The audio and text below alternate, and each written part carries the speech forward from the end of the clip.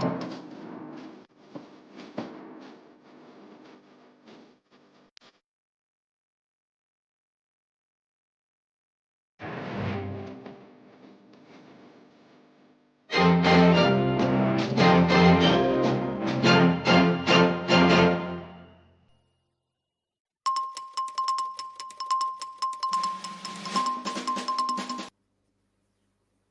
everybody, something a little new for our background music today. And so we're going to actually turn this into a news show tonight. So we're here again with Daniel, Moscow Settlers. Hello, everyone. Eddie from Moscow Photographer. And you. Howdy, howdy. So everybody, speaking the truth, we did not start on schedule because we were coordinating a couple of things and fixing a couple of things. So this is what happens when you get a bunch of professionals in one room and or they think they're professionals. So tonight we are going to be talking a bit about what the Democratic National Convention may or may not do about Joe Biden, what they're talking about out there, what's being said. And we've seen a lot of Russians out there asking what the deal is with democracy in the United States and this electoral college thing. So we're going to kind of explain to you what this electoral college is, what the form of government actually is, and the pros and cons of this versus a true democracy. So that said, I want to welcome, because it's up here somewheres. Oh, it disappeared. Oh, there he is. Joshua, welcome. He's a new subscriber on one of our channels. Welcome. So not sure which one, but welcome, Joshua. We all welcome you. And if you like the video, everybody, or like the show, if you're not a subscriber, subscribe.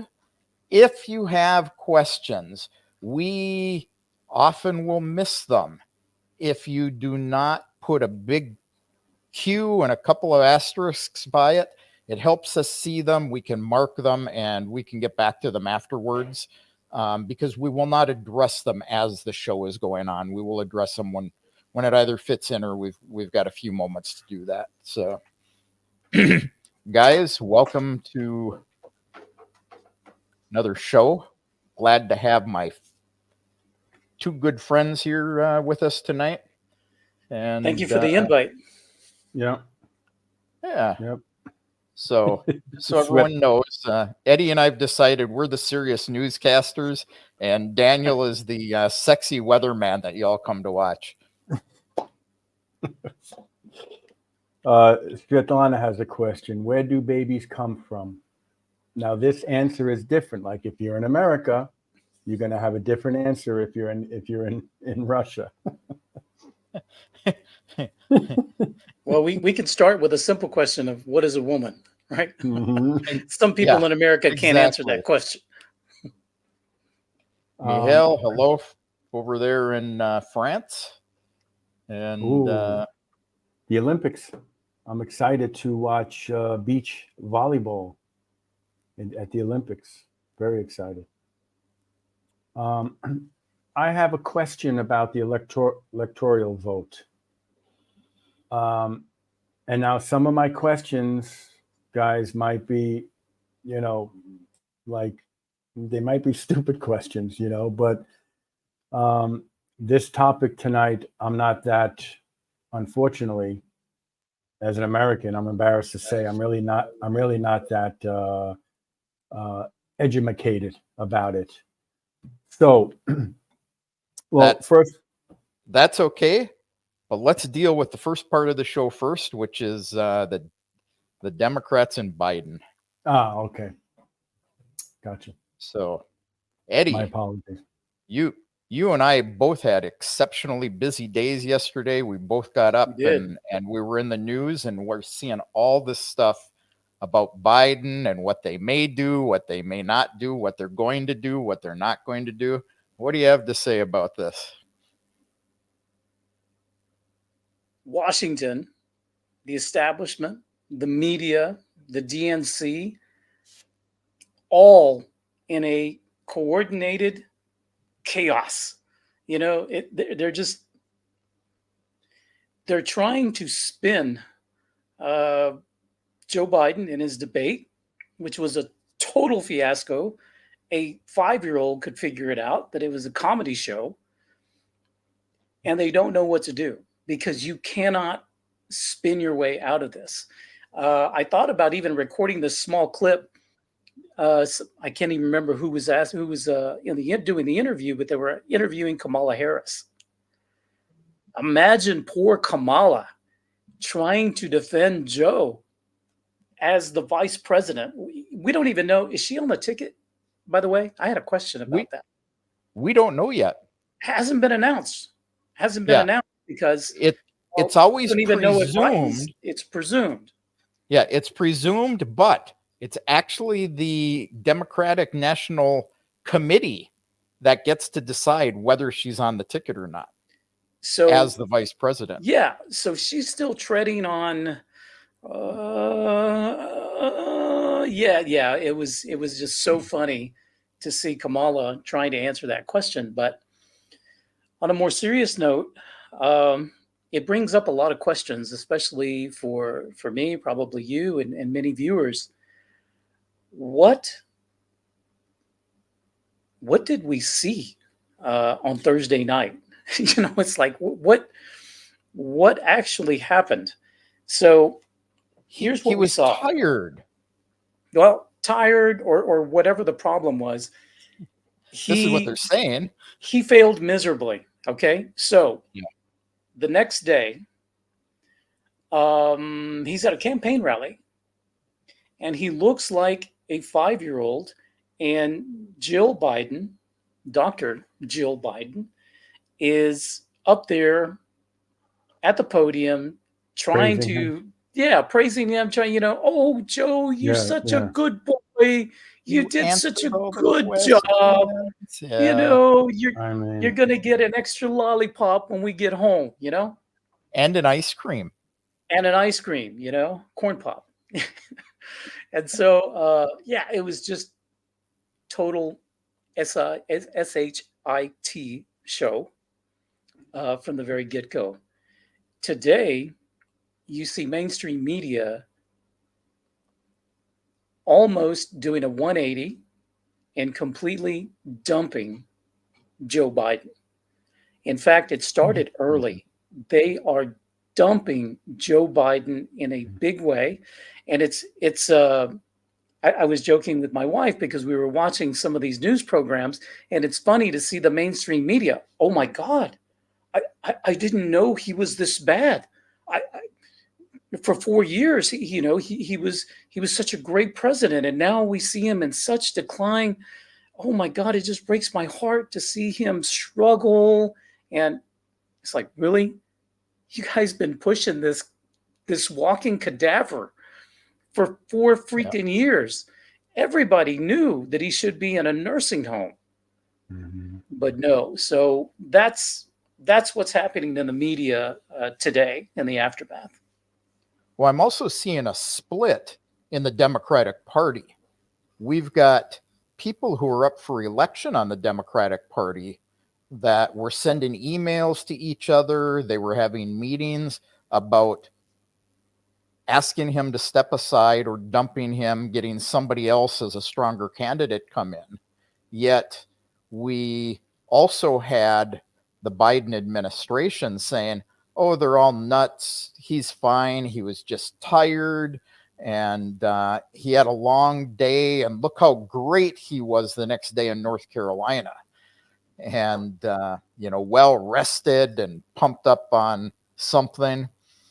But, there's even been senators and representatives who have met with him over the last, what is it, June? So the last 6 months, like about the money for Ukraine and everything. And they came out of those meetings saying that he wasn't the guy he was a year ago. He would be forgetful. He'd be closing his eyes. They thought he was asleep. He didn't know how to answer his own policy questions, would pass it on to his staff to answer. And of course, his staff's coming out saying, no, those meetings weren't like that at all. They're just making that up to get rid of him. But So aren't there laws in place where his personal cabinet or the Congress or the Senate can, have him dismissed because he's not mentally capable to run a country, let alone run anything else? Like, how is this possible? How is he still in office, really? It requires the vice president to boy. go to his senior administration officials, and they have to sign a joint letter and take it to Congress and say that he's incompetent or disabled, can't exercise his duties anymore. Congress has to then either not reply to it, in which case 4 days later she becomes president, or they can respond and they can say, nope, we disagree with you. And then she has another 4 days to go back and say, well, we disagree with Congress. We don't care what you think. We're taking over the government anyway. So it's about 8 days maximum that they can take over the government. Now, they've been saying he's been checked up by the White House doctor. He hasn't, like Trump said, taken a cognitive test. Really? They're afraid of that. But how can he not take it? I don't understand. Because it's a free country. He doesn't have to. They can't force him unless Kamala Harris says, I think there's a problem, and his cabinet says we agree, and they force him to do a cognitive test. That's scary. And that's not going to happen. Nope. So I've got a question. Or not a question. It's more like a thought with commentary, hopefully intelligent. But doesn't it seem to you guys maybe that the DNC didn't think this one through? And the reason I'm saying that is they have been trying lawfare against President Trump for the last 2 years, in earnest in the last 12 months, hoping that they would just kick Trump off the ticket, that he would be unelectable. And then they wouldn't have to deal with the Biden dilemma, because we can just, hey, Joe, you've had your 4 years, man, move over. We're bringing, another neocon in. And it could even be, let's go ahead and drop the name now, Nikki Haley. Oof. Okay, we'll let a Republican win this time. But she's still in our camp because Nikki Haley is neocon city. Okay. Rhino. Yeah. So that was what I was thinking. Now, what happened was the lawfare hasn't worked. It's backfired. It's backfired in a big way. Trump is going to be the nominee as a convicted felon. Okay. And even if they get him thrown in jail, he will still be the candidate. And if he wins, he'll be a president behind bars. My question is who are the Secret Service agents that are going to volunteer for that? It's like, do you want to be at the team, at the jail? Yeah, why not? Pick up the soap for him. Exactly. It's going to be, they didn't expect it. Now they are stuck with the Joe Biden dilemma that they didn't anticipate. Nikki Haley dropped out of the race. Of course, she wasn't going to win. Everybody else jumped out. Lawfare isn't working. You've got a Joe Biden dilemma 4 to 5 months before the election. You've got the DNC coming up in August. What the heck are we going to do? And it's clear, at least from MSM, from mainstream media, they are wanting to distance themselves from Joe Biden. They're ready to dump on him. And it seems like they want to create a narrative that Joe Biden isn't quite the guy. So if we go down that argument, if we go down that road, where does that road lead? That would be my question. I'm having a hard time seeing Kamala Harris as president. No. She's totally unelected. But if they have him declared incompetent under the 25th Amendment right now, she becomes the president. But this is another thing I didn't know until I was looking at this today. It doesn't mean she will be the candidate for the Democratic Party. The Democratic Party then needs to decide if they will have her run as the president or somebody else. Oh, I thought it was, I thought they wanted to have Michelle Obama. Well, Michelle, whichever she or he is. I thought she was in place to run. You type in Clinton, and there's so many rumors out there. I don't think we will know until it actually drops. Mm-hmm. And when is that? When do they have to? When's the date? When they have to? 4th. Not the election. They have until then to decide. So that date, it can be anywhere between now and then. Ah. Okay. Grassy Knoll thinks that RFK Jr. could have beat Trump. I personally don't think so. I think RFK Jr., if he had been included in the same debate with the other two, probably would have been good competition for Trump. He was the semi-coherent one. I don't think he can win an election against him. He changes positions too often. He has all these grand plans that are really out of the 60s about how to solve problems. So I don't think he really has a chance. Yeah, go ahead, Eddie. No, I don't think so either. And there's I thought I had saved it, but apparently I didn't. But there was a collage. It was a meme on X that had 4 or 5 different newspapers and mainstream media all pushing and talking, actually not pushing, but bringing up the question, is it Michelle's turn? Is it time for Michelle? And she's trending on X right now. Michelle Obama is trending. So that's a name that's out there. And what other names do you think might be out there? Somebody put Gavin Newsom. Oh, Svetlana. Yeah. That's another name. Woof. Gavin Newsom. He destroyed California. Now, let me ask you this. The guy from Florida. Go ahead. The guy from Florida. DeSantis. But DeSantis is a Republican.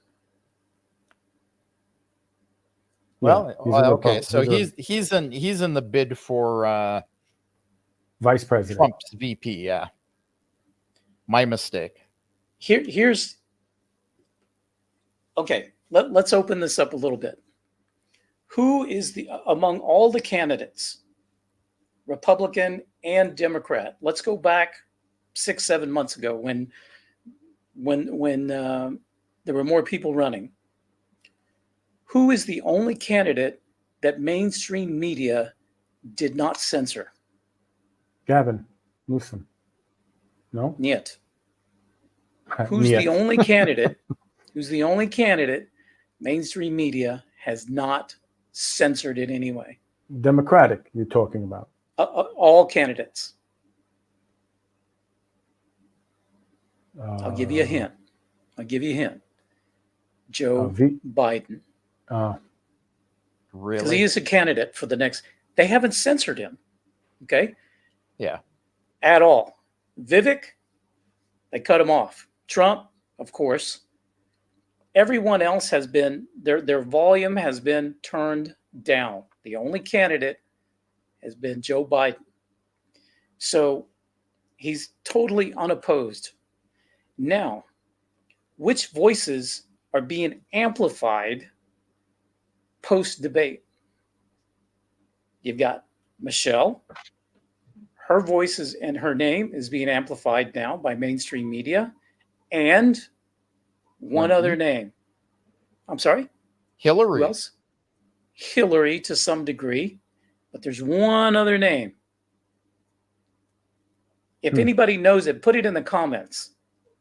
I don't know. Who you think would be the other Democratic candidate? Anybody have an idea? I'll give you 10 seconds, and then I will drop the answer of what I think might happen. Michelle Obama, Hillary Clinton, Michelle Obama. Is it a woman or a man?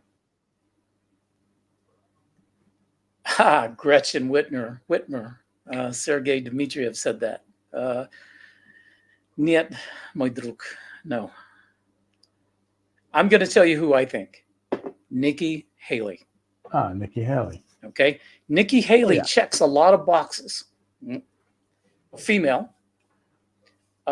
She's Indian, so minority. She is a lapdog for the military industrial complex. She is hardcore neocon and probably neoliberal. If you ask me, she should have been running for the Democratic Party. Yeah. Now, what if she comes out, switches parties? She could really just slip into that role. She's already got experience. She's been out on the campaign trail. She's used to having cameras in front of her. She's ready, if you ask me. Now that's the sleeper that I think may come. It's a long shot. Michelle would probably be safer because then we might have Obama fourth term, but who knows? That's my guess. Svetlana says that Haley is not a Democrat. She's a Republican, but she could switch sides. But they do it all the time. She's Republican in name only. Okay, but she is a Republican. But her entire campaign, her entire platform is neocon, neoliberal, democratic stances. So I think she'd fit right in.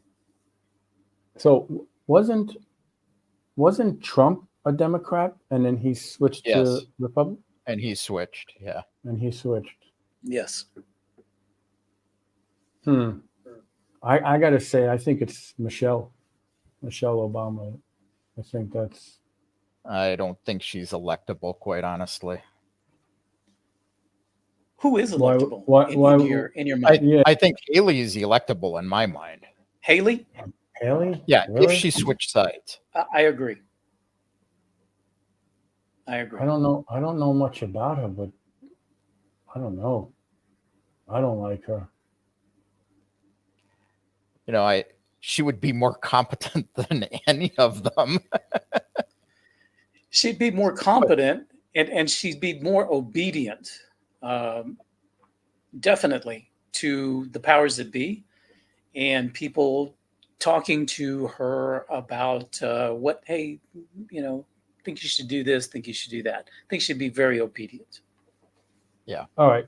Question. So, okay, before you go to your question, there's actually data out there from just a couple of months ago that Nikki Haley was actually a liberal and she couldn't decide if she was going to run as a Democrat or a Republican.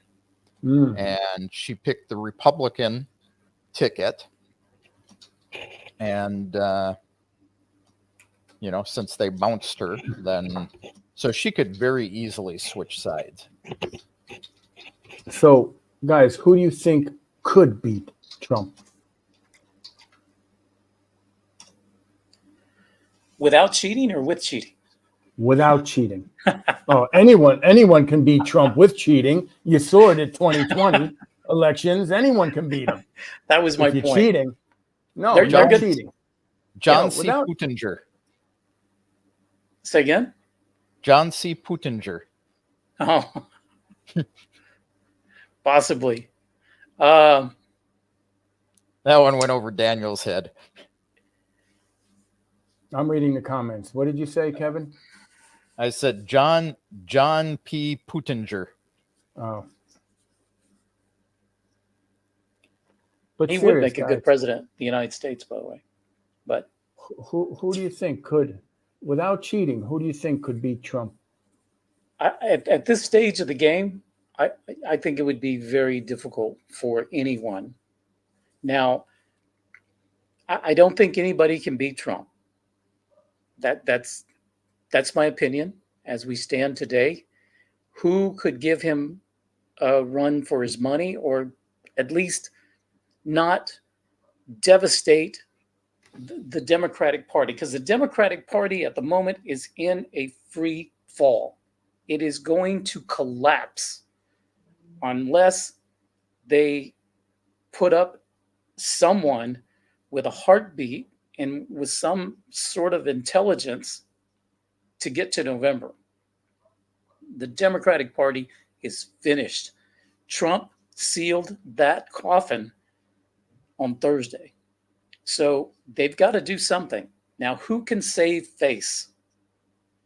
In my opinion, Nikki Haley, maybe Gavin Newsom, but he's been out of the news, not the news cycle, but he hasn't really been on the national stage in a long, long time. But who has? That's Nikki Haley.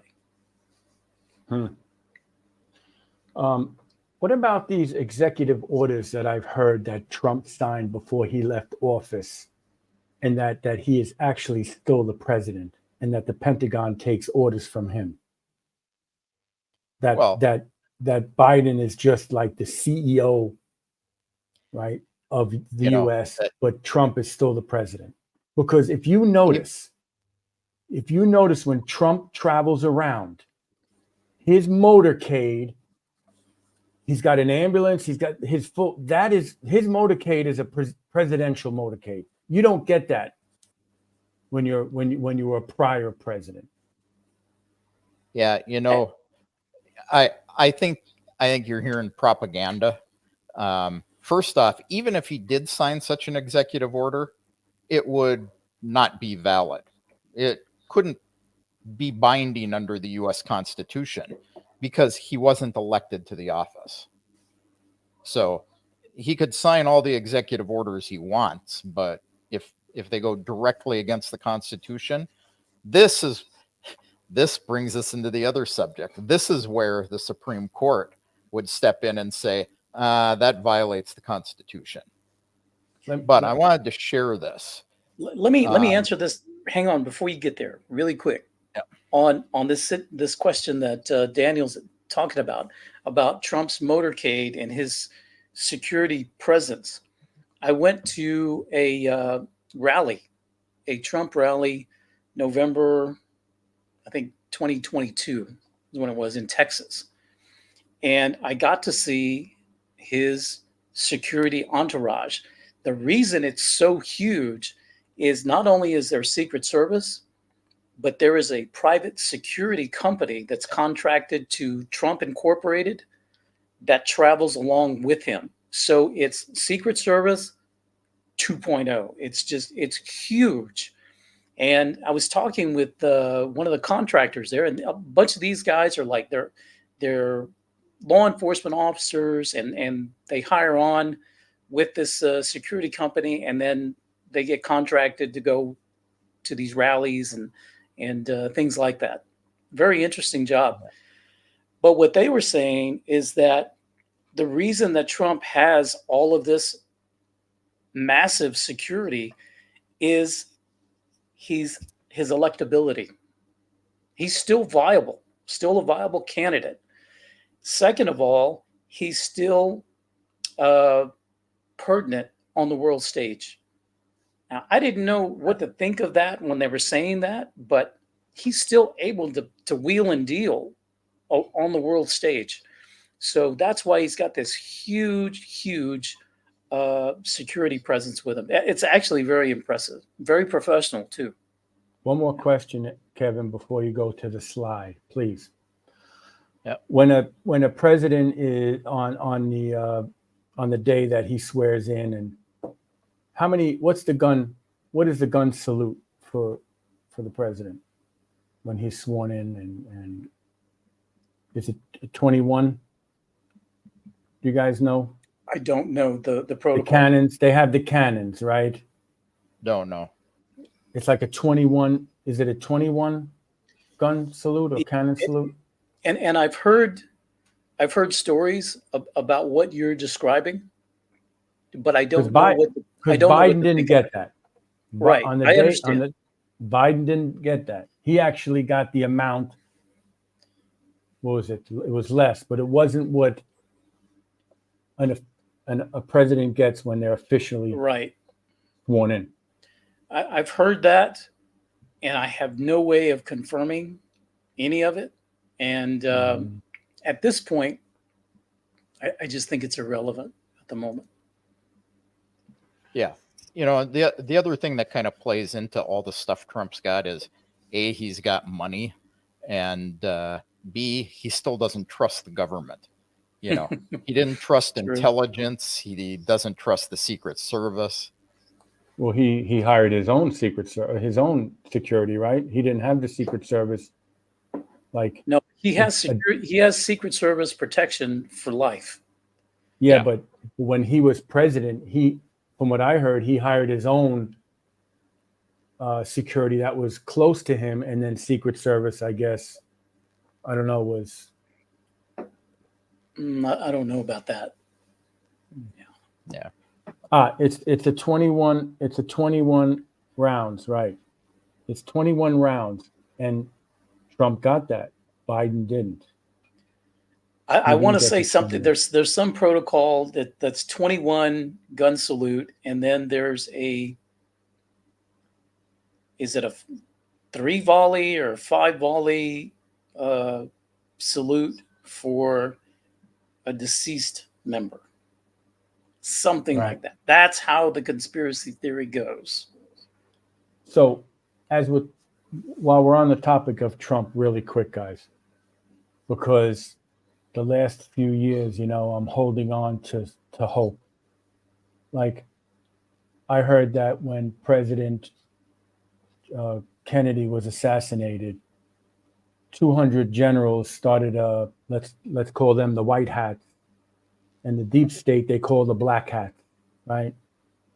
So there was generals that started a group that wanted to fight the deep state, and they knew it was going to take them a very long time. So the last 2 or 3 years, I've just been listening about like Q and the white hats, and the white hats asked Trump to run, and so he's a good guy, and they're fighting the bad guys and everything. We have the new quantum financial system that's being in place, behind the scenes, and they're coming out with the new internet, and like just so there can be no corruption in the future. So do you guys believe any of this, or is this something that's just they're blowing smoke up? I'm well versed in it. I will say that. Exactly what you're talking about. Since about 2017 or 2018, when the first post showed up on 4chan. This used to get you banned on YouTube, by the way, what we're talking about. Not anymore. But anyway, I read it. I learned a lot.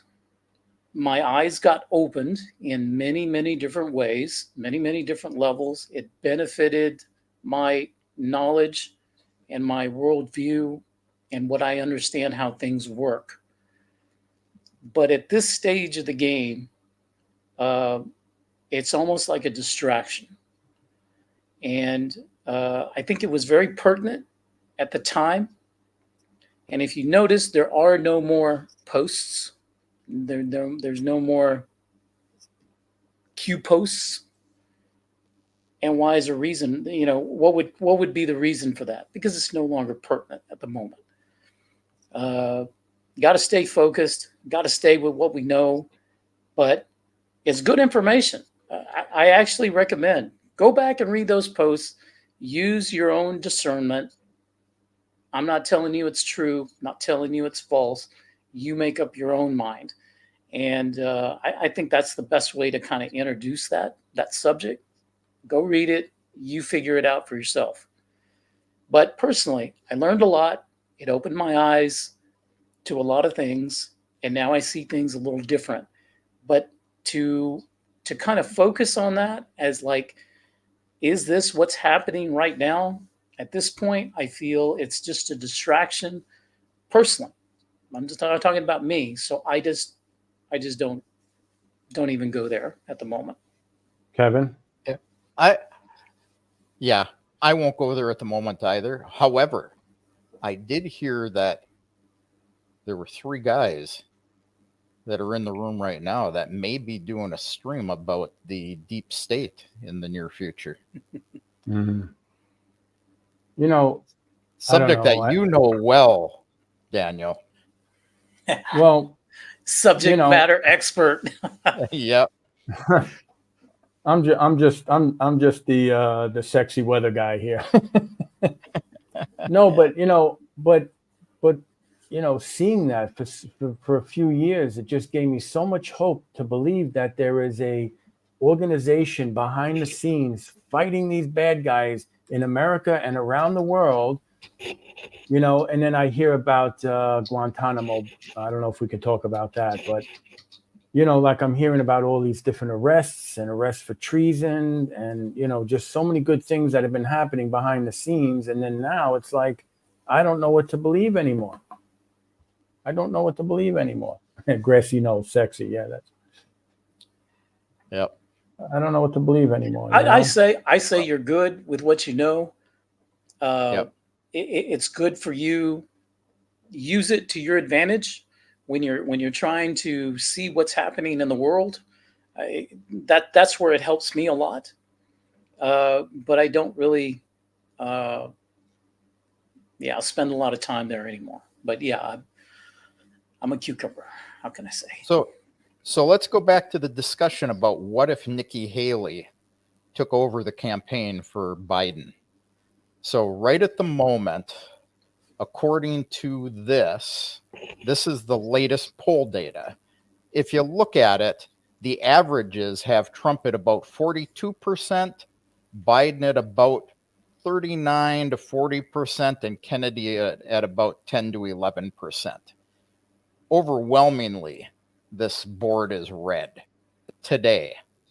And this was from, this is actually, this is current. So, however, I did find some data. So they're obviously throwing this around of what if Nikki Haley took over for Biden? They put her at 43% versus Trump. So they actually have her in the Democratic Party polling higher than Biden is, polling higher than Trump is. I think this is communication. Okay. I don't think that poll is accurate number wise, but the fact that they're putting those numbers together to show people that, hey, if we switch sides with Nikki and we put her in here, we got a fighting chance. She has a chance. I Yeah. think, And that's only one that's poll. So yeah. yeah. But I think Don't that's go where they're based off going of with it. one poll. Yeah. You know, that 1,000 people decided. Interesting. Very, very interesting. Yeah, really, really interesting. What are we in now? Almost in July, right? So Yep. it isn't going to happen, Gracie. No. What is that? Vivek or Nikki Haley? I don't know I who's think he's talking talking about Nikki Haley. Nikki Haley. Yeah, dream on. I don't think Vivek's gonna happen either. I have to. I don't know. For me, I think it's Michelle Obama. Let me ask you a question about, speaking about Michelle. What does she bring? One, to the DNC. What does she bring, to the party? What does she bring to the country? What would she bring to the office? Her husband. I mean, Touche. 8 years. Right? I mean, look, he's people still haven't woken up. But would that not happen with maybe Nikki Haley? And less problematic? Yeah, and Vivek actually is being considered for VP of the Republican Party. So, good old modern internet. Hypothetical matchup of Michelle Obama versus Trump. She would lose by the same margin as Biden is losing against Trump. Where did you read that? I'm reading that in some poll data from JL Partners. Okay, can you read it again? Can you read it again, please? Okay. Trump versus Michelle Obama. Trump would win 47% to 44%. Right. See, and like Sid said, and this is what I'm thinking, it was their hope that Bill would be there for Hillary in 2016. So maybe they're thinking, Obama would help Michelle. Right. Just saying what the current polls are saying is that she can't win against Trump. Can we believe any polls? Look at the polls about when Trump was against Biden, and the polls were for him, and then overnight, all of a sudden, all the votes were changed. But can we believe polls really, like, at all? What I'll believe what Eddie said the other day. It really doesn't matter other than the swing votes, because right now it's lined up 39% to 42%. That 39% Democrats will vote for whoever they put in on their ticket. Mm. And that 42% for Trump are going to vote for him no matter who they put on the ticket. So who can pull those extra votes in or not? Trump or Michelle Obama? I'm going to ask a question. Now, when I was voting, and part of my family were Republicans, part were Democrat, which it's all BS anyway. But when I was voting, I always voted for who I thought would be best for the country. Even if I was registered as a Democrat, I'm not going to vote Democrat just because I'm a Democrat. I'm going to vote for who I think who's best. Why can't people do that? Why do people have to just stay with their group? See, you're one of those swing voters. You're the one that they're campaigning to. They're campaigning to you to say, I can run the country better, to get you to decide who you're going to vote for. I did the same thing as you did. Or in the case of Trump and Clinton, who would be the more entertaining one? Is that a bad thing, though, to vote for who you truly think is best for the country instead of just voting for your party, even though you're looking and you're like, all right, For many years, I was an independent voter, just like you.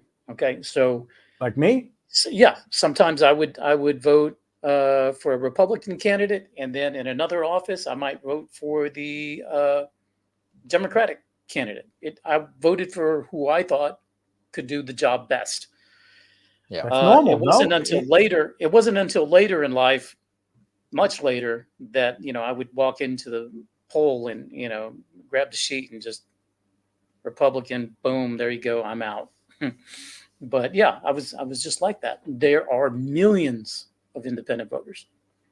And I think where you got to, Eddie, I mean, I got there as well, is you look at it and you say, neither of them can run the country well. Yeah. So at a The certain lesser of point, two it evils. doesn't matter. Yeah. Yeah. So, Right. but I remember my dad, until he died at 99 years old, was a hardcore Democrat. Didn't matter. Oh my Whoever gosh. was on the Democratic ticket, that's who he voted for. What year was your father born? Let me ask. 1920. Okay. My father, 1918. My mother, 1921. My dad, same way. Lifelong Democrat. The Democrat are for the people. But here's the thing. It was very, very interesting. I'll tell you this story. I went to college in the 80s, mid 80s. And I remember being in one of my political science courses. Of course, you have to take that course. And I was having conversations with my dad. We would talk politics. And I said, Dad, why are you a Democrat? He'd start naming why he was a Democrat. I said, Dad, those are all Republican issues. He's like, oh, what do you mean? What are you talking about? I said, well, you want a strong defense. You want low taxes. You want a free market. Those are all Republican values.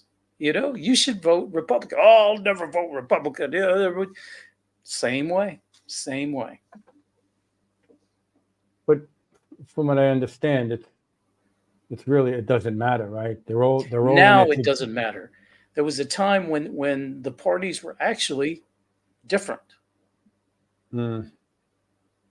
And what Kevin is saying, and the same thing with your parents too, because we're all the same generation. They went through the Depression, so that situation fixed in their minds their politics for the rest of their lives, actually. Good question by Svetlana. Yeah, so let's go back to Erica's question that's been sitting here for a while. Do you think the Democrats will just not vote if Biden stays in? I think they'll vote for him anyway. There's a base, a core base that's going to vote Democrat, period. Yeah. 39% of them right now, as of yesterday's polls. 30, all of the polls. 39% of people who are asleep with their head in the sand. How can anyone sleep at night voting for him? Hardcore Democrats. I mean, they have talked to Democratic voters outside the debates, at some of these rallies. And, they've said, well, he didn't do great in the debate, but I'm still going to vote for him because I think he's a better presidential candidate than Trump. Wow. That scares me. I mean, that really does scare me. It's common sense. It's not even about intelligence, it's common sense. Look at the guy. Look how he speaks. Look how he walks. Look at the country in the last 3 years. What is it going to take for you to wake up? Yeah. Svetlana's question, absolutely, this is true. For 60, 70 years, this has been the tradition. South Texas, along the border, Arizona, New Mexico, California has always been blue. Now, there's a Democrat. And there's a reason for that. And when these migrants come across the river from Mexico into the United States, some decide to immigrate, some decide not to. They're given handouts, they're given assistance. And this assistance is given with the knowledge that this came from the Democratic Party. We're the party that cares about immigrants. This has been going on for years and years and years. I'll tell you this quick little story. My father used to tell me the story about politics in South Texas. He said, we had a sheriff in our county that every month toward the end of the month, this is how he would campaign before his elections. A few months before the election, he would start going to all of the ranches where these farmers and agriculture workers lived and worked. He knew most of them were on some sort of government subsistence. Now, at that time, the government subsistence checks arrived on the third day of the month. Okay? You knew when they arrived in the mail, more or less. Well, the sheriff would show up about the 30th of the month or the 31st or the 1st and say, hey, everything, how's everything going? Hey, have you gotten your check yet? No, we haven't received it. I'll check on it. I'll check on it for you, make sure you get it. A couple days later, it arrives in the mail, and suddenly, oh my gosh, Sheriff Joe is the greatest guy. Okay? Of course, you're talking before internet. Many people didn't even read. They couldn't read English. They couldn't read newspapers. They didn't get news from anywhere. And so that was the nature of politics. And this is in the 60s in South Texas. Yeah. And it just didn't happen there. I'm probably sure that happened everywhere. Well, we could say that the same thing's happening with black voters. They were voting primarily Democratic, and they're switching sides now. Women, I don't know. I can't call that one. Gracie Knoll says George W. Bush got 43% of the Hispanic vote.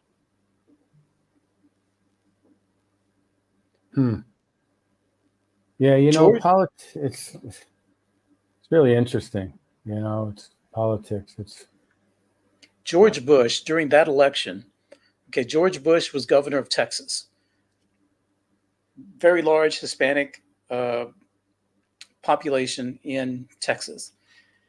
George W. was popular in Texas because of all his goofs and the man couldn't speak. You can find the videos on YouTube. Just go back.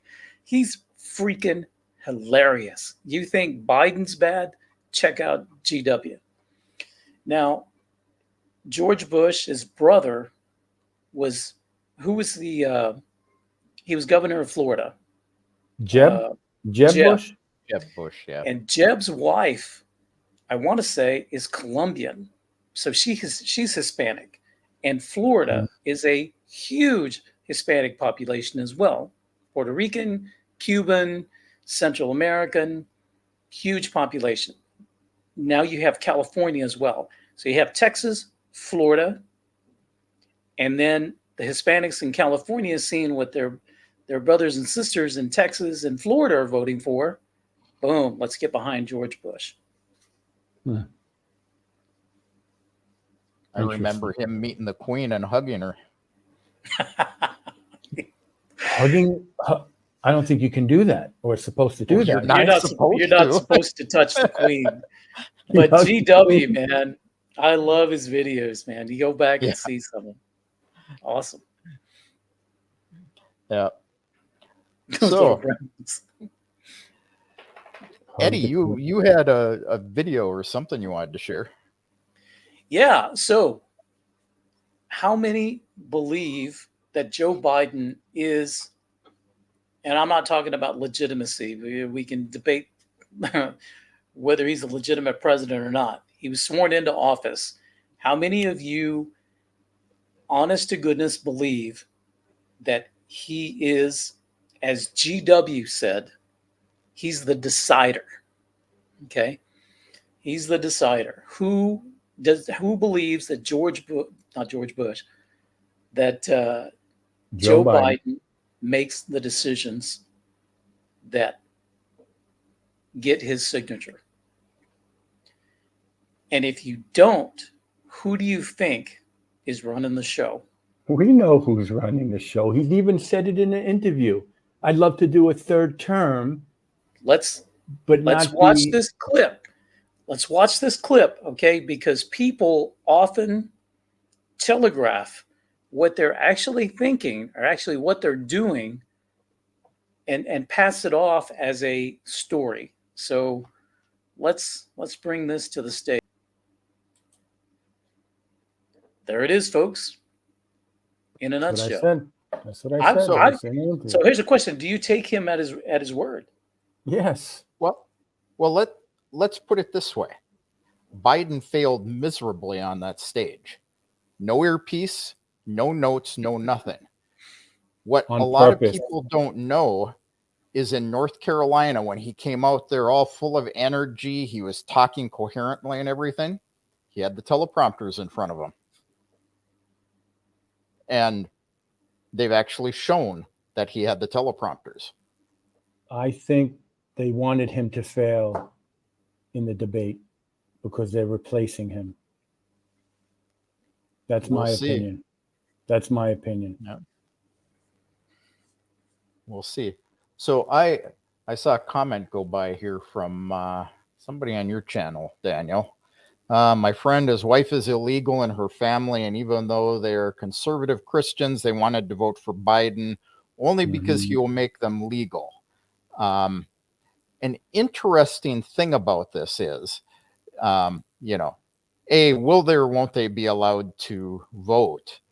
But I was reading an article today while I was looking at some of these issues, and your friend's illegal wife better not apply for permanent residency within the United States because she will be required to go back to the consulate in her country to apply. But because they're there illegally, they will be denied. There was a woman, and this kind of gets into Eddie. Eddie wanted to talk a bit about the Supreme Court because we were dealing with some questions on the Supreme Court in comments. The Supreme Court actually, this woman, she was a U.S. citizen, Hispanic, and her husband was from, I don't remember the country, Colombia, something like that. And he was illegally in the country. He went and they applied based on their marriage for him to get residency in the United States. Well, they told him he had to go back to his own country, apply there, which has been a rule for a long time. And he went to the embassy and they simply turned him down. Now, she was suing the government because they said, it isn't fair. They're separating the family. And based on our marriage, he has the right to have residency in the United States. And she took it to the Supreme Court, and the Supreme Court passed this down last week, end of the week, saying that he actually does not have a right. There is no constitutional right that the spouse of an American citizen can live or have residency in the United States. So that also goes as a warning to, a lot of illegal Russians married to Americans in the United States. If you don't stay there illegally and you go home to apply, you aren't coming back in. Wow. The law is not very undifferent from what it is here in Russia, because my wife is Russian citizen, and there's no guarantee that I will be granted residency because I'm married. The fact that I'm married gives me the opportunity, the chance to apply for residency. That would be the same thing in America, but it's not automatic and it's not guaranteed. Yeah. What made my life easy was my daughter. My daughter was born in Moscow. She's Russian. My son was born in New York. But with all the new laws that came out over the years for immigration, my process was very, very much easier because of my daughter. Not even because I was married to my wife. I've been married to her now for 23 years, my Russian wife. But yeah, but having a child in Russia helped tremendously. It helped move you up the priority list. It did Yes. not guarantee you residency, though. I actually did not. Okay. We moved here. I got my temporary. We left for Switzerland for a few years. I had to give up my temporary. Then I had a visa. And with the new law, actually, I didn't have to get the temporary and then get the permanent, which is not even a permanent. It's only good for 5 years. I went straight to the permanent that was good forever because of my daughter. That was the law. That was the law that came out. It simplified your life, but Yeah. it didn't guarantee it for you. No. I came in with a Russian wife and a Russian daughter. She was over 18, and I still had to apply for a quota. Now, part of that was likely because of my background. They wanted to vet me big time. Of course. Yeah. For me, I was a soldier for 4 years, in the U.S. Army. But other than that, I didn't work after the military. I didn't work in any government, or at an embassy or anything like that. So, but for you, Kevin, I understand. You're in a different situation. Yeah, and it all depends on where you are in Russia, who you know, how the woman sitting behind the desk that day feels, and that's one big difference. A lot of those regional things don't happen as much in the United States. They're equal discriminators all over there. Right. I agree with Svetlana. Eddie's got zero chance of not getting residency. So We hope. Yeah. But also as an American, as an American, at least in my experience, I don't know with you guys, but I feel I'm treated differently with Russian people, and it's easier for me to approach people and to speak to people. In the Russian culture, it's not typically normal for strangers just to say hello to each other or to smile. I'll give you an example. I went to Moscow City to give a lesson, and one of the guys came down to bring me up, and we got into the elevator, and I said good morning to a gentleman in the elevator. I asked how he was doing. We get off the elevator, and Sergey says, Daniel, I've been working in this building for many years. I see this guy, and I've never, ever in the elevator asked him how he is, hello, or said good morning, or how, and, so, but I know I can get away with it because, I'm an American and that's just who I am. I love to talk to people, So my point of the story is when I would go for my temporary or my resident or my permanent or my citizenship, being an American, I think I was treated a little differently than maybe somebody else who's applying from another part of the world, maybe, I don't know. Absolutely.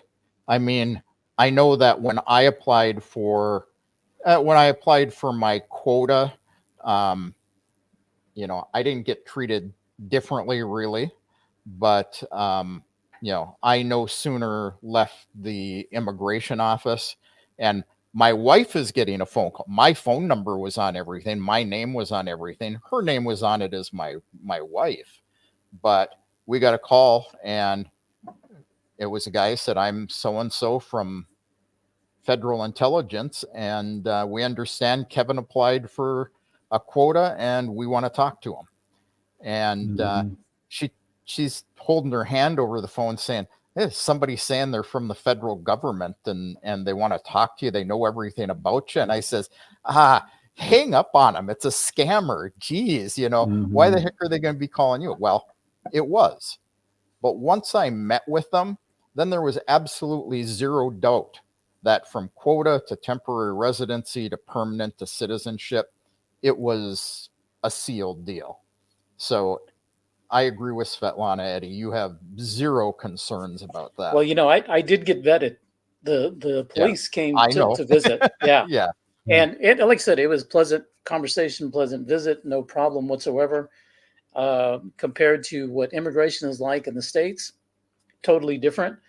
But the fact that, they did come to visit, hopefully that means that, hey, he's a good guy. Let's sign off on it. So yeah, hopefully so. My wife got visited. Oh, really? When she applied for citizenship here, yeah, because she gave up she had Ukrainian and U.S. and took Russian, but immigration came at the time we were living in an apartment. They came to the apartment looking for her, and she wasn't there. But we get into the Russian thing, and Svetlana's saying, it's strange. Everyone in the building says hello to one another. They probably know each other, though. Well, in the building where you live, of course. I'm talking about out on the streets or at work. Moscow City, the building has 70 floors, many people. I'm talking about being out in public. Yeah. So what immigration did, though, is they came middle of the day. Most people that my wife knew that lived in the buildings around us, we were in, there were 3 apartments in the building we were in and 4 in the one across from us. And they went around, knocked on doors, and it probably fits into what Svetlana's saying, is a lot of these people said, we don't know who you're talking about, never heard of her, never seen her before. And they came back looking to deport her. Wow. And I'm there, it's like, what the heck's going on? Wow. But the police did say that, I'm out of focus. The police did say when they came at like 7 p.m. in the evening. Yeah. And they came and they said that if they did not find me living here or nobody was home, then that was it. I was going to get scratched off. So it was I just lucked out that I was home. Wow. And then the next day, they came in the evening again, this time to interview my wife and to talk to neighbors as well. So, yeah. For me, they did not talk to neighbors. They did not come out to the house to check if I was there. But, I already know what they had done with my telephone when we went to visit their office, and they made us put it in the little lockbox, and I took it out and it had been flipped over and the case was off. And, right, guys? But you know what? How do you guys feel about people saying, well, I have nothing to hide. They can check my Telegram, WhatsApp. They can check my phone. They can do whatever they want on my social media. I have nothing to hide. I don't. Everybody has something to hide. Yeah, but I don't have something. That. You may have something to hide because usually of embarrassment. Mm-hmm. That's usually like the impetus to hide something is usually because it's embarrassing, usually to you or maybe to somebody else. The thing about secrets, like I said, if it's on an electronic device, somebody knows about it somewhere. Mm-hmm. Yeah.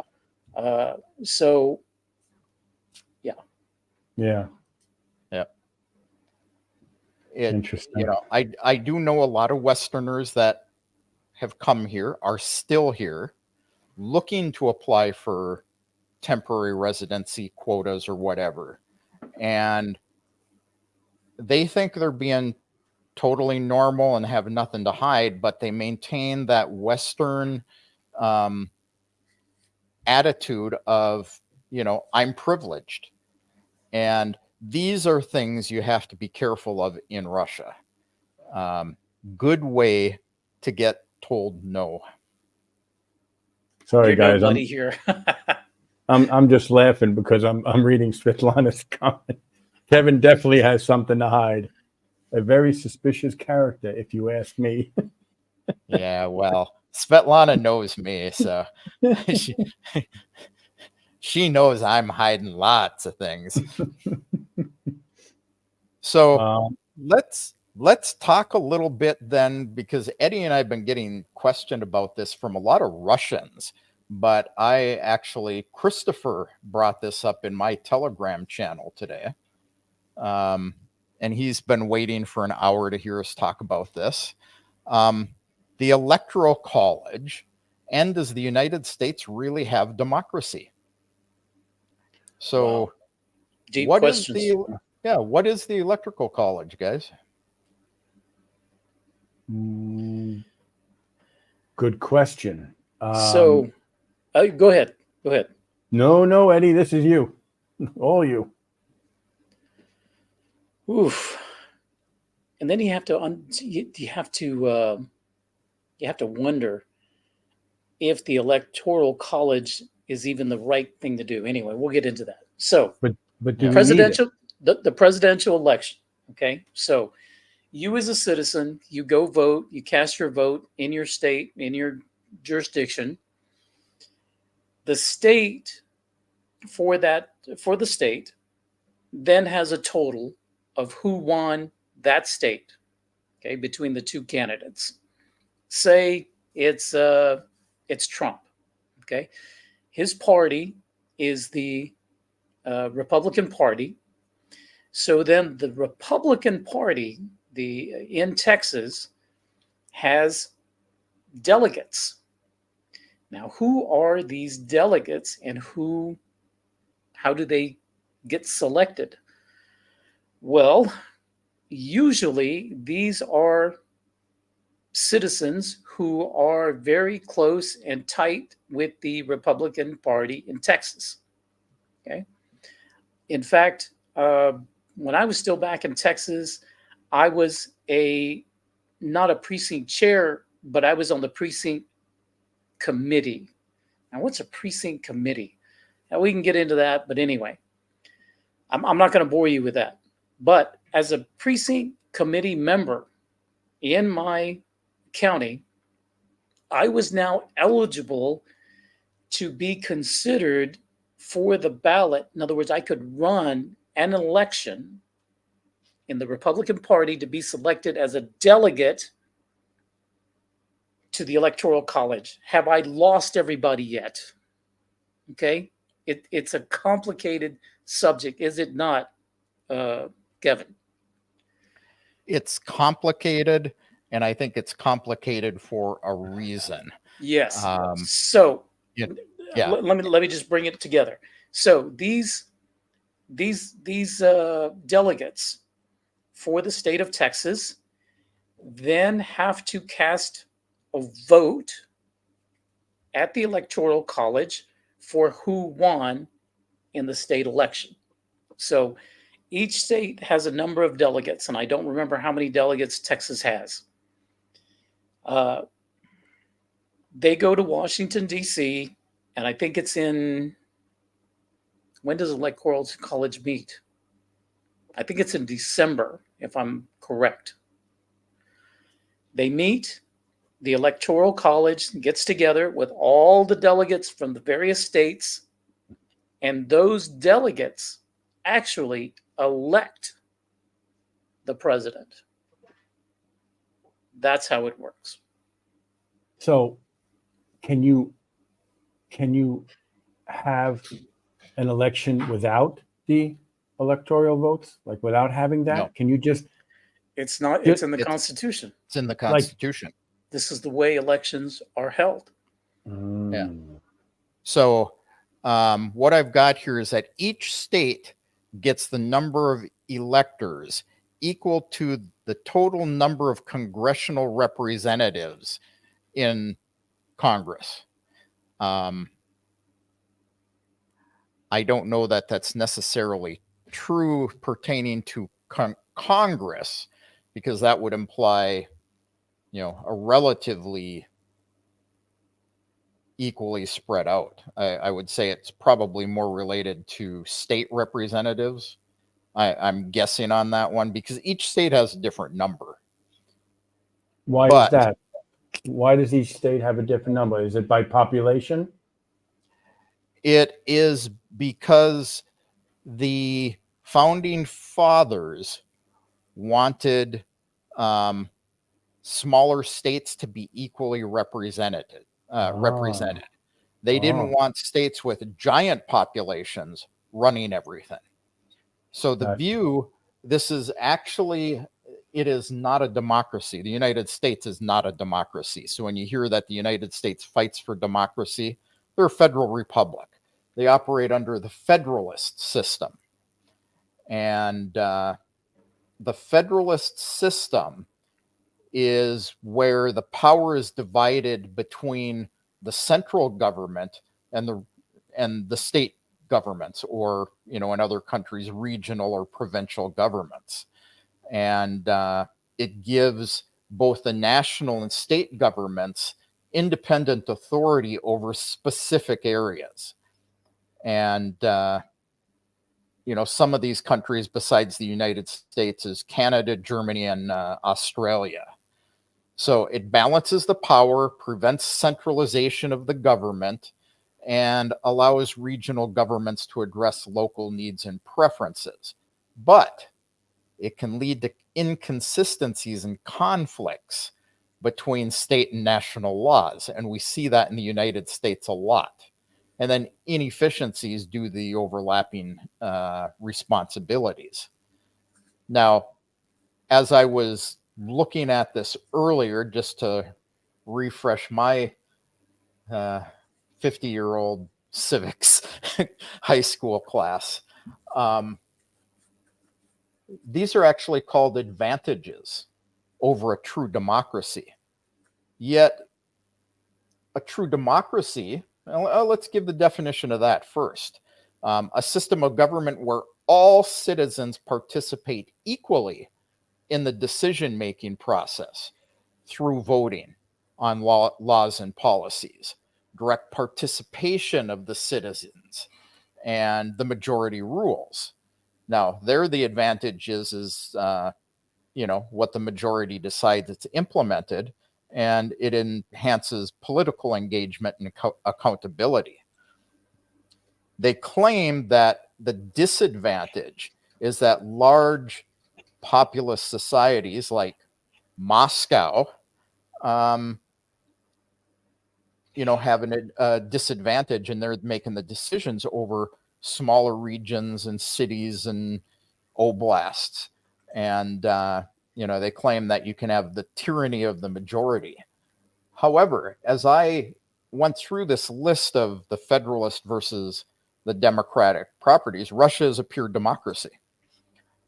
However, you don't see the negatives in the democratic process in Russia. Moscow is much bigger. They have a bigger influence than someplace like Crimea, who has far fewer voters over the electoral process.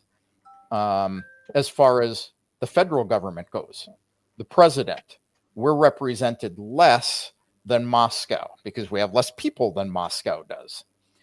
But the way the Russian Federation has set their democracy up is that they've given the regions those same functions that are given to states under the electoral system.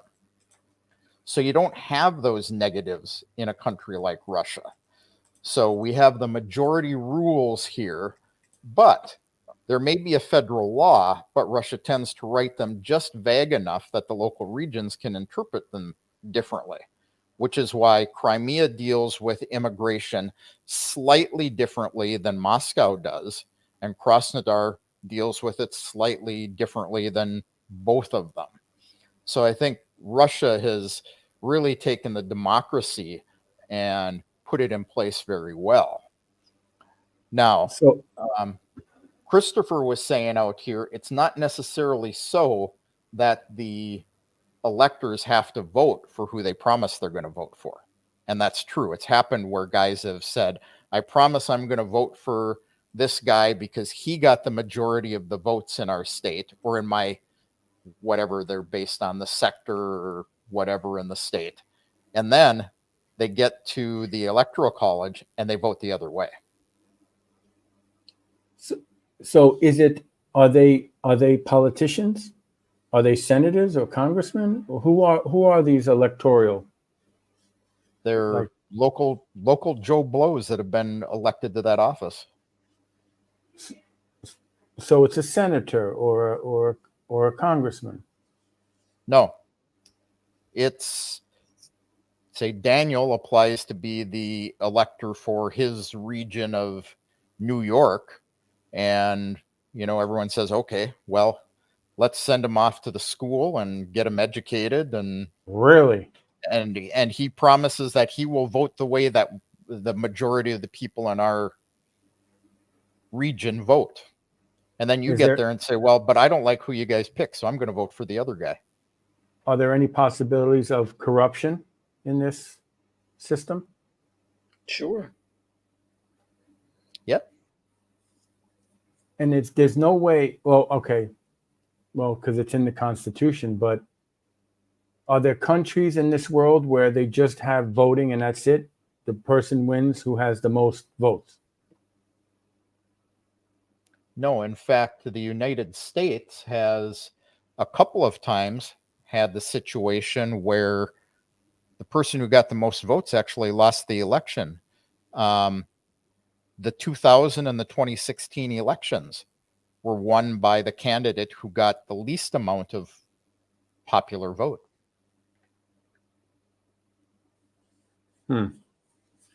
President Trump was elected even though he lost the popular vote. The same thing happened with Bush, didn't it? 43 in 2000. 2000, right. And wasn't it the state of Florida that was the, I use that word again, the decider? Yeah. Yeah. And for those of you who don't know, George Bush was trying to say that he is the decision maker. Oh, yes. He wanted to say, but he doesn't. He sometimes forgets and he makes words up. And he said, I am the decider. Wait, so tell me again, what happened in Florida? That Bush won the popular vote, right, but did not have enough votes to get to 270. And no, is that how it works? I can't remember, but it was actually Al Gore who filed a lawsuit, if I remember right. He sued because he said the election wasn't valid?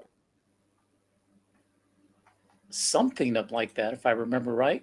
Let me see. Yeah, I'm being sarcastic because I'm drawing it against what they're doing to Trump. Oh, yeah. Like he did the same thing. Well, Hillary said the same thing in 2016 that we were saying in 2020, but yeah, wrong party. Yeah, Rufus, Gore contested that election.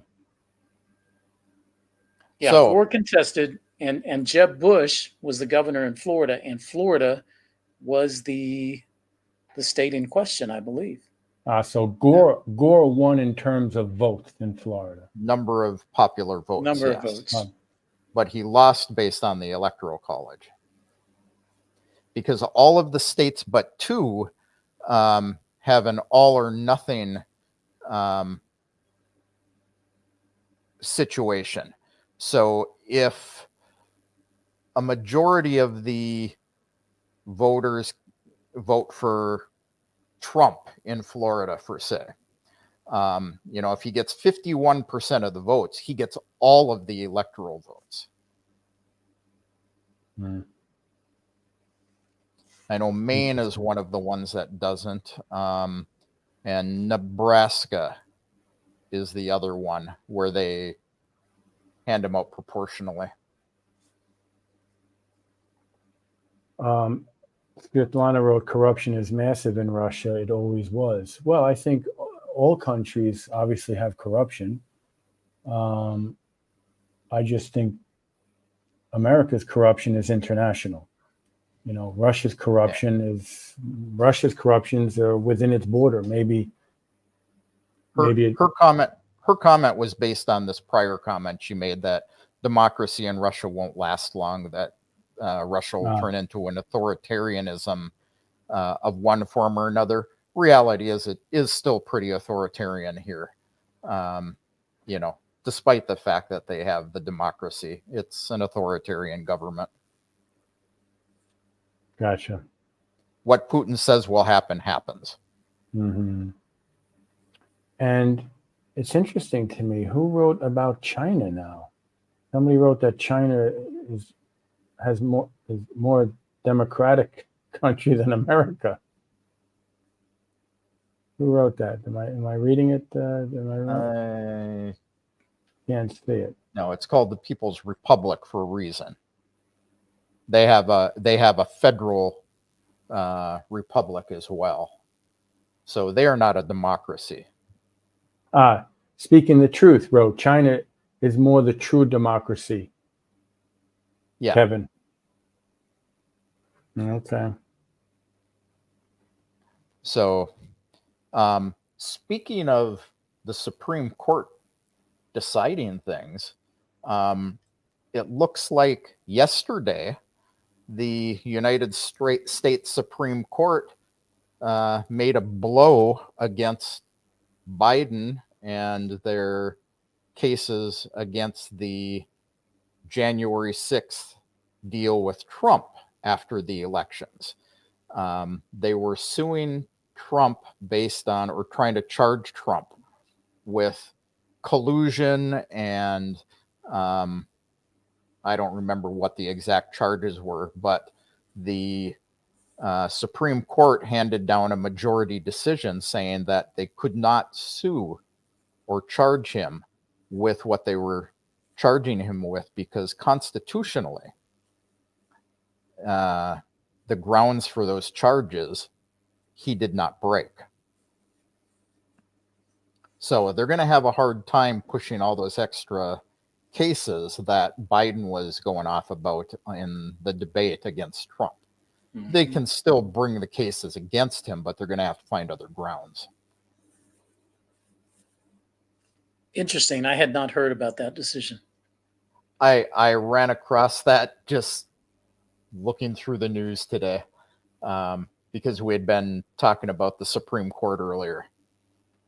So Eddie, these comments were actually on your YouTube channel about the Supreme Court. Supreme Court, yeah. And why aren't why aren't they holding democracy up? What do you have to say now that we've defined it's not a democracy?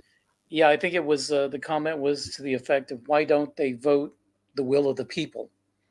Mm-hmm. And the Supreme Court does not exist. It was not set up to rule on popularity or by democratic rules. The purpose of a judiciary at the federal level, the Supreme Court, is to vet laws and weigh the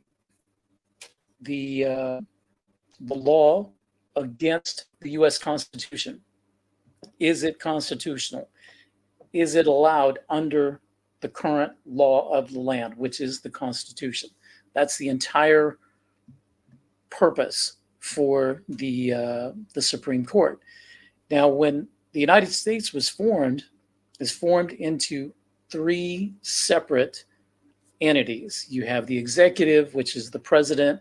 You have the judicial, which is the Supreme Court, and the legislative branch, which is Congress. Three equal yet separate branches of government, and they each have a system of checks and balances so that one branch of government doesn't have more power or control over the other. Does it work in reality? It's being tested right now like it's never been tested before, in my opinion, because we have a corporate, corporate has captured a big portion of the government. So what I'm talking about is like military industrial complex, big pharma, any other big business and corporation, tech giants, Google, Twitter, Facebook. These companies are almost embedded with the bureaucracy in Washington, and probably this is something really good to talk about when we talk about the deep state. But we call it elite capture, and just to describe what elite capture is, maybe for the next live. But this is when, say, I'm Big Pharma, and I'm trying to get my particular patented drug approved by the FDA, and I'm working with bureaucrats in the Federal Drug Administration. The Federal Drug Administration does not make laws, but they do make regulations, and sometimes regulations are more pertinent than the law, and we'll talk about that too. But anyway, so I need to soften up this bureaucrat or these bureaucrats that I'm working with at the FDA, because I'm trying to get my drug approved so I can sell it, make millions, billions. So I may wine and dine them, maybe invite them to my corporate headquarters, and then I'll take them to the country club, and hey, how many years do you have before you retire? You're going to retire maybe in about 3 or 4 years. You know what? When you're done, you submit your CV, and you'll have a job with Big Pharma. This happens all the time in many different areas of government at that bureaucratic level. And I think that's where the secret government, if you want to call it the hidden shadow government, that's where it lies, at that level. And of course, we went off topic about the Supreme Court, but we talk about those 3 branches of government that are supposed to do checks and balances, but there's no way to do a check and balance at the bureaucratic level. And that is the problem. Guys, listen, I'm going to say goodbye. Yeah. Only if you sing goodbye. Good night. Good night. Until we see. Oh, what was it? That was Lawrence Welk, wasn't it? Yeah. Wow. Yeah. Showing your age. You're showing your age. Showing my age. Showing your age. But guys, thanks. Thank you for having me. And hello. Thanks for everyone who was watching. And well, maybe you guys will invite me for the next one. Amen. We have a good night, brother. Will. Yep. So Gracie Knoll, bye. Rufus Ray, bye. Christopher, my New Jersey friend. All right, guys. Thank you. And guys, okay. thanks for all the information. I really, again, I learned some more stuff in this live. Wonderful. Thank you. We couldn't do it without you, Daniel. No. Thanks. You gotta go, man. Have a good one. Ciao.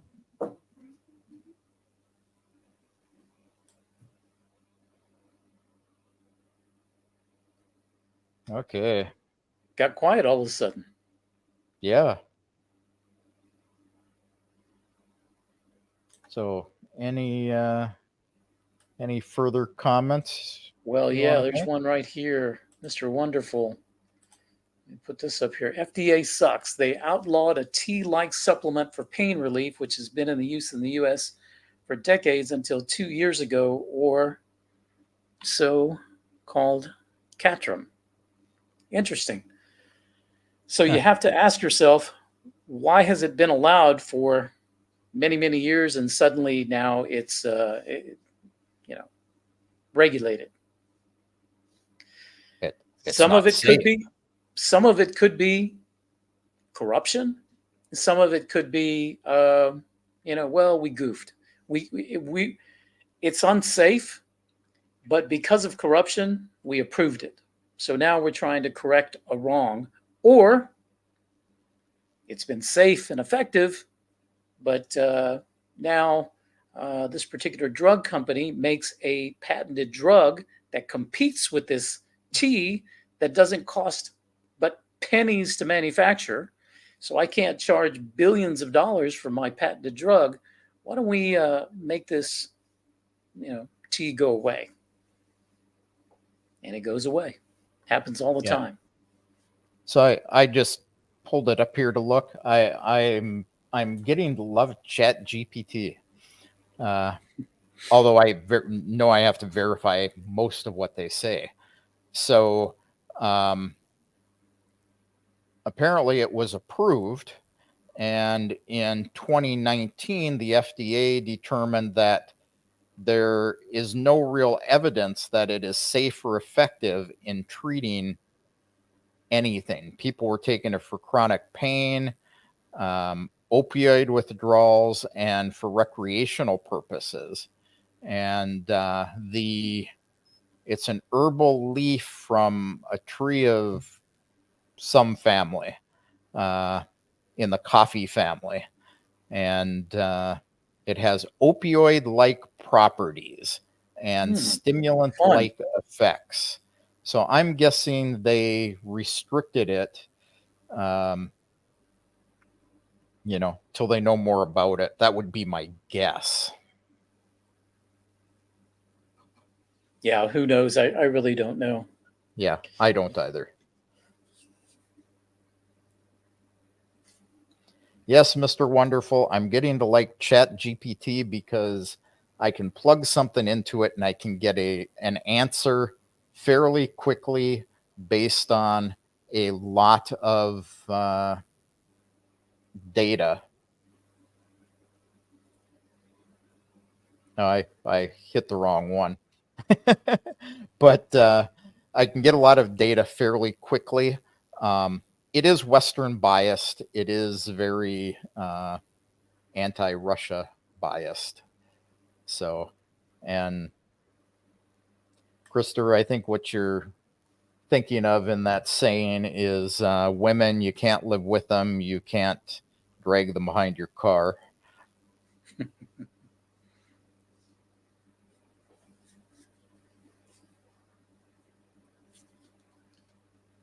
Yeah. So I've seen a lot of common things that they have in the United States that are illegal here as well. So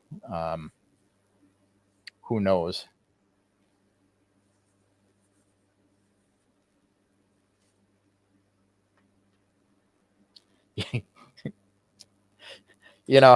I've had somebody asking me to do a series of streams on AI and the dangers to the world.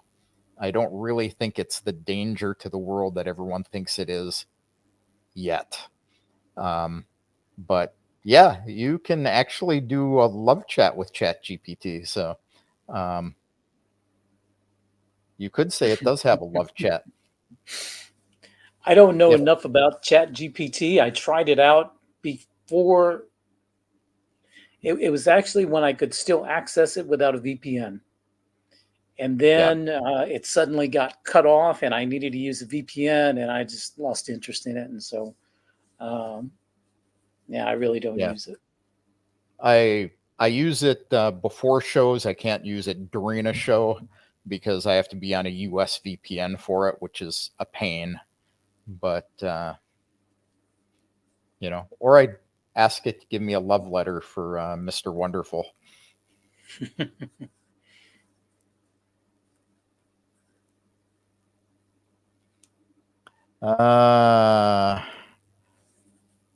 Ranulph White Wolf. Recently, the U.S. government shut down visa centers in the U.S. Do you think the Russian government will stop granting visas? No. I actually did a stream about this. You can find it. I did it, I think it was last Saturday. What did you and I talk about on Sunday, Eddie? We were talking about Man, that was ages ago. I don't remember. That was the whole missile thing. That's what I did. It was 2 Saturdays ago. If you look out on my channel under the live streams, I've got one out there on the visa centers, and along with some shows that I've done with some other news agencies on it. Russia will deal with this like they do everything else, calmly, thought through. They'll move the visa processing from the visa processing centers to the embassies, which is what they did before 2007. It'll just be a little more inconvenient and a little higher cost for them because they also lost their tax exempt status, which is a violation of international law. If we put this into perspective, though, if I'm correct, and correct me if I'm wrong, but the way I understood it is the U.S. government intends to shut down those 2 visa centers. They just didn't say when. So yeah, they like told people to deal with it before their deadline, which they didn't give. Which they didn't give. So it's like, and I responded to somebody on my Telegram channel about this last night, and I said it's like your neighbor's annoying Chihuahua dog that barks at everything. It just has, it's all bark and no bite to it. Yeah. And no offense to Chihuahua dogs everywhere, okay? But it really doesn't have any bite to it. It's just, we intend to close. They're going to close. If you're an American, you need to do it now. And to me, it's just like a virtual middle finger to Russia, but they really haven't done anything yet. Yeah, and it seems like another pretty way of making life harder for Russians. It's actually to keep Americans from coming here and seeing what life is like. They've made that real clear. And in fact, I didn't load this up. This is what we were going to stream about earlier today. Where did it go? I said save it. Let me upload it here. While you're uploading that, let me just tell those that are watching, a common theme on my channel and probably many other expats channels is we tell folks in the West, especially our haters and our detractors, come visit Russia, okay? And it turns out that some people in the West are taking us up on that offer. And just yesterday, I went to Sheremetyevo Airport and I met an American who has come here to Moscow for the first time to have a look. And I met him at the airport, brought him over to his hotel, got him situated. And let me tell you, man, just to see his eyes, looking at all of this for the very first time, very, very exciting. So if you'd like to know more about that, I've got it published on my Telegram channel. So go over to my Telegram channel and you can see some videos and some behind the scenes stuff about that. But if you are in the West and if you're tempted to know the truth, it's perfectly safe. There's no issue. Get yourself a Russian visa and come visit Russia. So this is part of the whole deal here. White Wolf is this video right here pretty much says it all. No American citizen for any reason should travel to Russia. And I know this is sometimes comes down to a very painful choice for Americans who have family members in Russia, sometimes family members with health problems that they want to see, but you run a tremendous risk by traveling to Russia of being detained, being imprisoned, being convicted. So that is what it's all about. It's to keep people from coming here. The big streamers in Russia were recently shut down, and they weren't traveling. They weren't talking about political things. They were going around the country and showing people what life was really like. They would go to a small town, speak nothing but English, even though she spoke Russian, and ask for help and show people that people were willing to help her. So this is all about making Russia look dangerous, not a good place to go. So this has nothing to do with hurting Russia. It's really more about hurting Americans. Oh, sorry. That's okay. I'm just going to answer this one really fast. When are the best months to visit Russia? Speaking the truth, ask. Warmer months, I would say June through early September. And that's me. I would say it depends on where you're going. And it depends on where you're going. Yeah. Yeah. Moscow, warmer months. Crimea, colder months. There you go. You're anxiously waiting on your work invitation results. Yeah, I hope the company that you're going to go to work for is, got their nose to the grindstone. Most of that stuff, and unless you've already gotten the invitation letter and it's been approved by the Ministry of Defense, that can be a long process. If you've gotten all of that stuff and you've applied for the visa, they're saying right now a minimum of 14 days. Yeah, it doesn't take long. Yeah. Prayers going out to you, Ranulf White Wolf. Everything will work out, man. August, September is a good month to be here. Yep. Well, you're going to Nizhny Novgorod. That same thing. That applies. It's good weather. Yeah. Russia should have visa-free travel like China. Yeah, and again, I talked about this in that video I did. This is one of those things where the United States and Russia have a joint visa agreement in place. They're supposed to have the relatively equal fees for Russians and Americans to go to either country.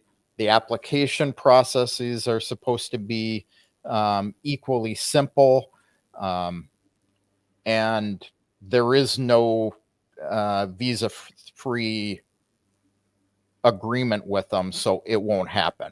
I want to say it's ratified by treaty between Russia and the U.S. The visa, the 3-year visa. Yeah. And of course, as usual, the United States doesn't follow it. It costs a lot more for a Russian to go to the United States than a U.S. citizen to go to Russia. The application process for Russia is a double-sided sheet of paper. The United States, it's about 8 pages.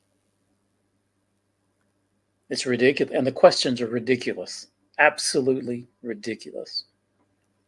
Yeah. Are you a terrorist? Do you intend have you ever bomb? Been? Yeah. Have you ever been, or are you a terrorist? It's like, are you serious? Yeah. So, anything else to add, Eddie? Otherwise, no, I think into a pumpkin. Yeah, I think we're good, man. Yeah, Sailor, it's a war zone everywhere here. We actually had another attack in Crimea earlier today. 3 people killed.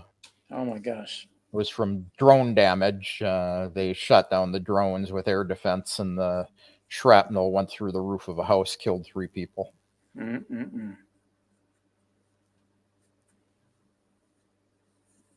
Yep, Rufus. I was actually up for 24 hours doing news shows last night, so I did get a couple hours sleep today.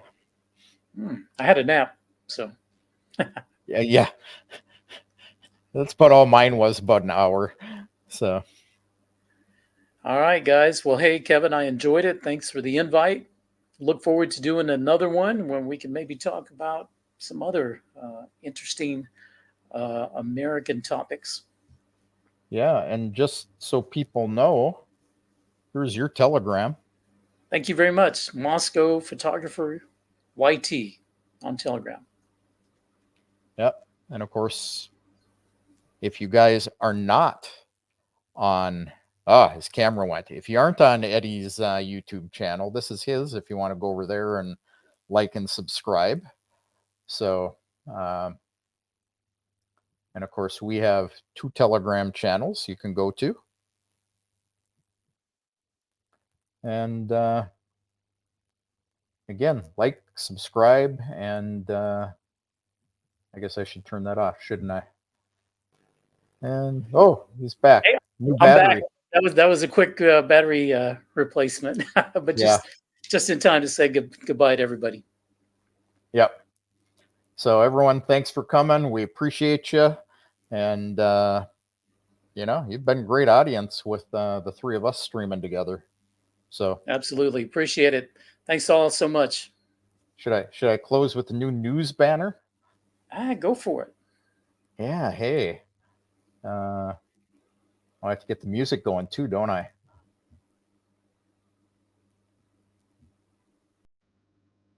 There we go.